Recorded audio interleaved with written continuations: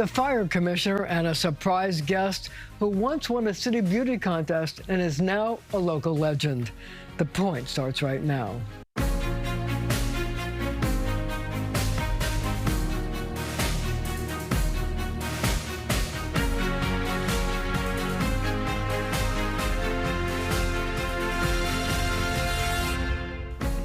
Lillian Bonsignore worked her way up through the ranks of EMS to become the commissioner of the City of New York Fire Department. And since we're talking about the fire department and we're approaching the 25th anniversary of 9/11, I wonder how the fire department is coping with this important milestone. As you can expect, it's a very, very heavy year for us. So everybody's doing the best they can. You know, we start to feel the pressure early in the year. And by August, it's fully engaged. A lot of anxiety, a lot of feelings that are going around. You know, we're reaching out to the families and inviting people to the ceremonies. So if there's one thing we do well is stick together. And that's absolutely true. Yeah. But I also want to, we have so many things to talk to you about. One of the things I think I'd like to start with is that, the near collapse on the east side pointed out questions about this move to convert office buildings into apartment buildings. And I wonder, as you think about inspections and things like that, what do you worry about as the city tries to get as much housing as possible by converting these buildings? Sure. I mean, I do think it's important that we, build some additional housing. There's always been a shortage. So the fire department is there as a support structure to make sure that as the city decides to move forward with different projects, that we're advising correctly and we're, conducting inspections that make sure everybody stays safe. Do you have enough inspectors? We have a good, I'm the commissioner of the fire department. I will never tell you I have enough of anything, right? Good answer. Our mission is to take care of New Yorkers, and there are plenty of them. So I'm always open to having more of everything. But we have a great team of instructors, inspectors. We're very skilled and very committed to keeping everybody safe. Is there anything about the building structure in New York City that keeps you awake at night worrying? Well, we are in a 9/11, right, during this period of time, the 25th anniversary. So I have had firsthand view of buildings that are very tall and end up on the ground. So certainly I always worry about the fact that we have such tall buildings. And our infrastructure is, we're an old city, and I'm concerned that, we be able to move forward into the next few decades in a safe manner. And that takes everybody's participation to make sure we're doing the right things here. So when you became commissioner, you worked your way up through the EMS department. And I wonder how you feel about an ongoing question, which is that there should be pay parity between EMS and firefighters, and how difficult that must be for you to deal with that. Yeah, that's a tough one. When we merged in 1996, we merged New York City EMS with the fire department, and we were originally on two separate tracks. So bringing them into the same salary space is a difficult thing to do, and I can respect and accept that. However, it's been 30 years that we are one department. And nationally, we see that there is a shortage of EMS. So, 60% of the nation is complaining that there's just not enough people coming to the EMS profession. And New York City is not exempt. And in order for me to continue to push forward and give these incredible resources and services to New York City, we need to have people that want to do that. So we have to be competitive in salary. I'm a big supporter of pay parity. And I sure hope that gets done. I wonder how you convince people that they should get a career in EMS. It's such an important job. I think through example and storytelling and making sure that people understand our mission as an EMS professional is really about saving lives. And I think there are a lot of people out there that are heroes and just don't know it yet. So we have to make sure that the department and the profession at large is accessible to the younger generation, that they understand what it means, and that they find their inner hero and they come and save lives for a living. Do you think you have enough ambulances? I think, again, fire commissioner, so lots of calls. More is always better. Our department is doing about 1.6 million EMS runs a year. Wow. So certainly I welcome additional people, but at this point, we're really just trying to stabilize the system and get people recruited and want to stay at EMS. And that's part of the problem. You know, they for the ones that do come in, the pay is so different and so low that they just can't sustain themselves on it. They end up leaving within the first 5 years. So we want to keep them. They leave within the first 5 years? A lot of them do, yeah. So is there much crossover, people who join EMS and then become firefighters? Yeah, there are lots of people that come through EMS, and we love having them there, and they learn how to do very high quality emergency medical care. But you know, they do want to become firefighters, and at some point they move over. So there is a 4-year requirement in EMS so that you can be eligible for promotion to firefighter. I say promotion because civil service wise it's considered a promotion exam. But yeah, a lot of our former EMTs and paramedics and officers have moved from EMS operations to fire operations. So let me talk to you about response times. They've been crawling up. I think the latest response time was 11 minutes and 23 seconds for life-threatening calls. Is that okay with you? I mean, it seems high. Yeah, no, of course, it is high, and we're doing everything in our power to think about different solutions to that problem, but you know, it's basic math, right? When the call volume continues to go up and the staffing continues to go down, that means that it's going to be more difficult to get to the increasing calls. So I think lots of things have to be considered. One, making sure that we can recruit and retain people. Two, we've also have to make sure that the folks that use 911 understand how to use 911, that we're not a taxi ride or an Uber to a hospital, that these are highly qualified medical technicians, and that they should be saved for those type of emergencies. Do you support legislation that says that there should be at least 2 EMS workers on each ambulance? There currently are 2 EMS workers on the ambulance, so that's how we currently function. So I also wonder about the streetscape. Mm-hmm.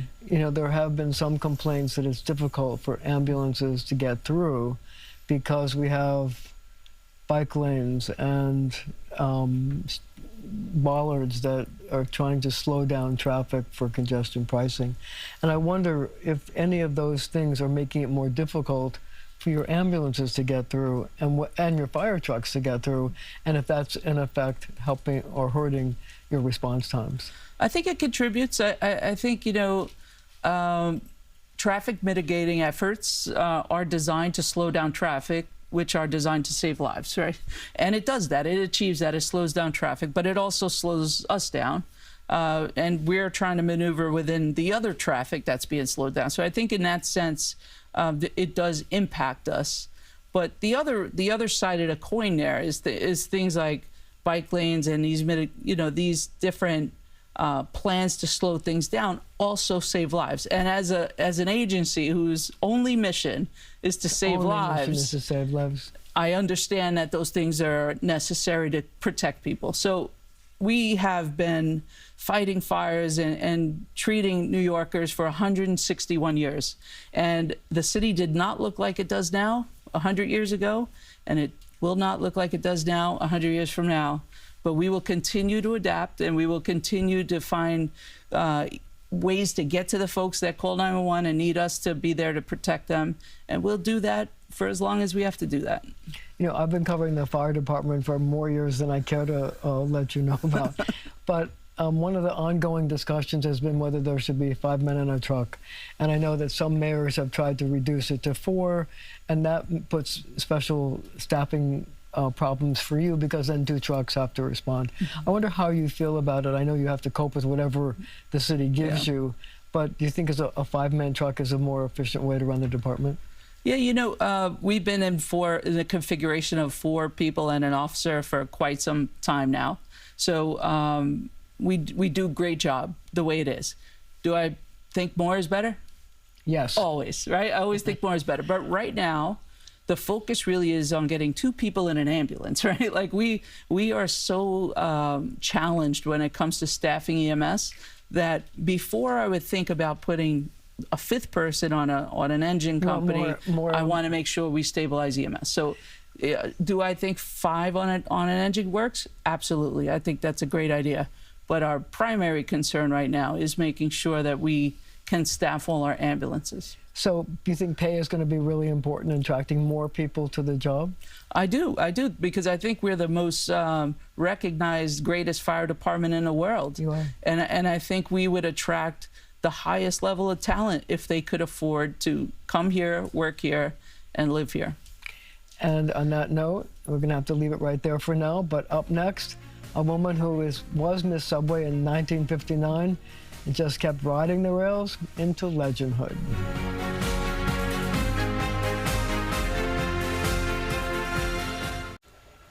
Ellen Hart is the larger-than-life owner of Ellen's Stardust Diner, where she occasionally joins her waitstaff in belting out Broadway hits. But I have to tell you, this is the second incarnation of your restaurant, because your first restaurant was located near City Hall, actually where I used to go. And I'm wondering, you know, given the fact that you were so close to City Hall and a lot of politicians came to your restaurant, who was your favorite? Well, I had a lot of the mayors come in because I gave them as many pies as their age to their favorite charity on their birthdays. I remember that. So we had Dinkins and we had Mayor Koch. I knew a few of them. I started out there with Abe Beam, and it progressed to the various mayors. Did you have a favorite, or did you like them all? David Dinkins was really a gentleman, and he was very charming, and they interviewed him one day, and he actually showed a cup from Ellen's Cafe. I'll never forget. He was holding it in the interview, and I thought that was so sweet. I liked him, you know, his personality was very friendly to us. So when you gave out these pies, did any of the mayors have a favorite pie?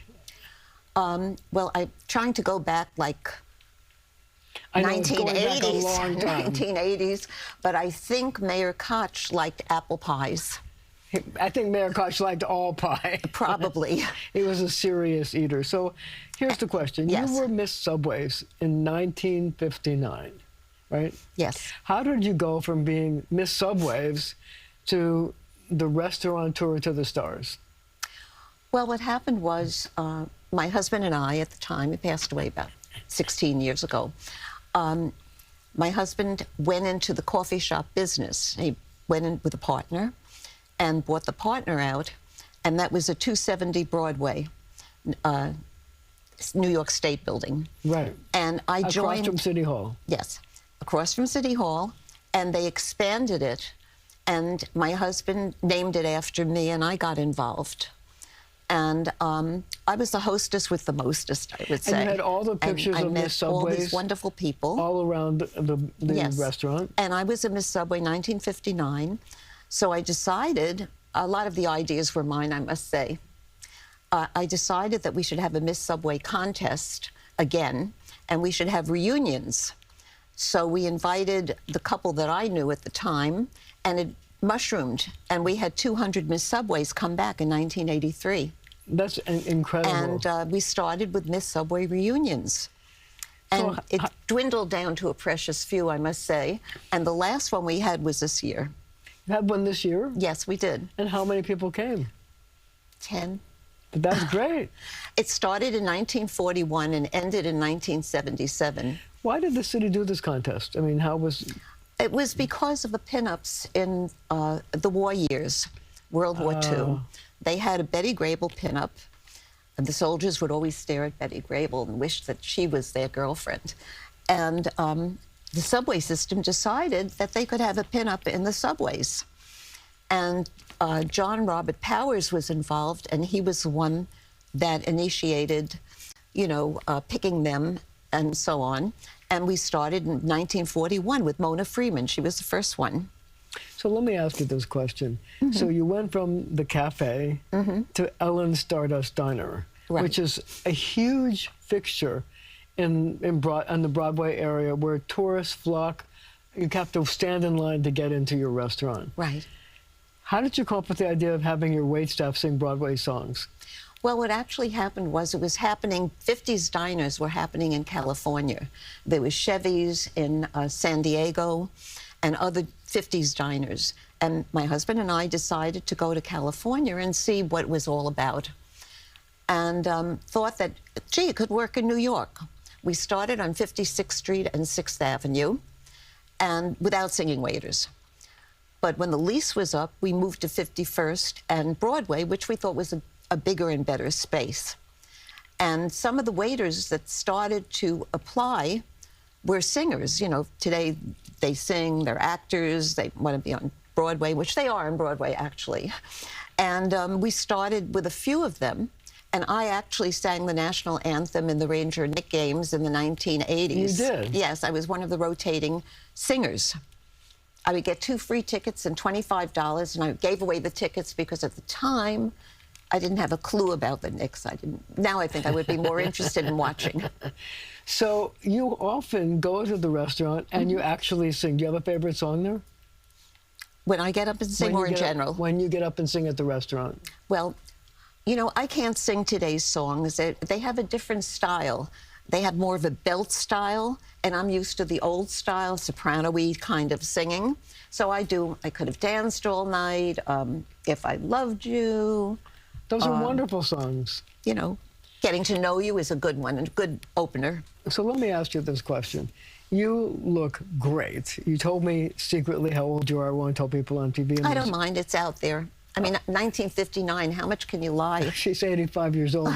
Look at how wonderful she looks. You have a regimen. I feel good. I really do. How do you stay young? I mean, I have a little, you know, pain here and there, which the doctor said to me, you know, he says, you had a long run. But you have a secret, right? You have a secret. You have a little regimen? Botox, I have to admit. Oh, come on. Yeah. But also, some good your products. advice to people is get a boyfriend? I have a 94-year-old boyfriend. Come on. Yeah. How did you meet? He's very handsome. He's 6 feet tall. He's a full head of hair. I met him online, on Match. So you're telling me that I should get a boyfriend too? That your advice to me is not necessarily. You want to live long, get a boyfriend. Not necessarily. Why? It depends. It's hard to live with another person, as we Yes, know. I'm sure you've had experiences. I don't know your background. But you think that the secret to longevity is exercise, eating right, and having a boyfriend? Well, companionship, interests, you know. If you're lonely, get out there and do something. Your hobbies, interests, meet people. It's important. And I live by Lincoln Center, so it's wall-to-wall people. You go out there, you're not missing anything. So we have only a few minutes left. Do you have anything, any special diet that you eat? I try to stay healthy. I rotate between yogurt, eggs, cottage cheese, fruit in the morning. I never miss a breakfast. And on that note, we're going to have to leave it right there for now. But our conversations continue right after the show on our streaming channel, CBS News New York.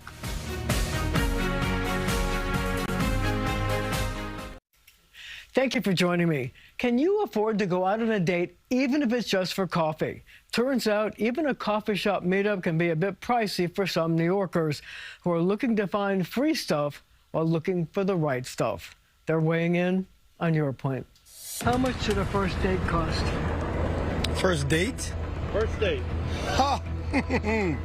Well, it all depends if I'm in the city or if I'm in Queens. It could run you somewhere about $200. Oh my goodness. I mean, I think it depends what tax bracket you're dating in. I want to say between like maybe 50 to 85. Well, nowadays it's like 120. Wow. Because of cocktails and appetizers and menu. I don't believe you should really put a price stamp on a date. Oh my gosh, I haven't been on a first date in years. How much do you think somebody should pay? For 2 people, like $100. Okay. Seems really sensible. A woman is invaluable, so whatever it costs is okay. My first dates don't cost anything. I'd like to get to know the woman first. About $250. That much? Yes. Oh, come on, seriously? Yes. You spend that much on a first date? Who should pay? The man. Okay. Always. The man. Well, since I'm a gentleman, I should pay for the date. Well, I guess, I don't know, I guess the guy. I'm old school, the guy. Split it. I think it should be split. I guess it depends on who initiated the date in today's age. The man should always pay for the first, for the second, for every date. Oh gosh, well, I'm the wrong person to ask that because I firmly believe in paying for myself. I'm too old for this. No, you're not. You're never too old. What are some budget-friendly options for dates in New York City? But parks, go to the park. Central Park, love it. A walk in the park. Okay, that's good. not expensive. You can have like picnics and stuff like that. Shakespeare in the Park too. Well, go to the park. It's summer. Go to the park. Go to Orchard Beach. Bring some food. Bring some beverages. I definitely say like the Bronx Zoo on like Wednesdays, where it's like practically free. Like a nice pizza place, Olive Garden. Pizza, coffee. Sit down and have coffee. Any of the museums, Museum of Natural History, Columbus Avenue, cup of coffee. Is dating getting more expensive? I would assume so, yes. Yes, definitely. Finding cheaper places is hard. Oh, everything's more expensive, yeah. No, I wouldn't say dating is expensive. Like I said, I guess it depends on the thought that you put into the date. I think it is, depending on the kind of person you're into. People are a little bit more high-end these days. Is dating getting more expensive? Yes. How come? I don't know. Women is just asking for a lot. They expect a lot. Women expect a lot? They expect a lot. Are you saying we're demanding? Yeah, they are.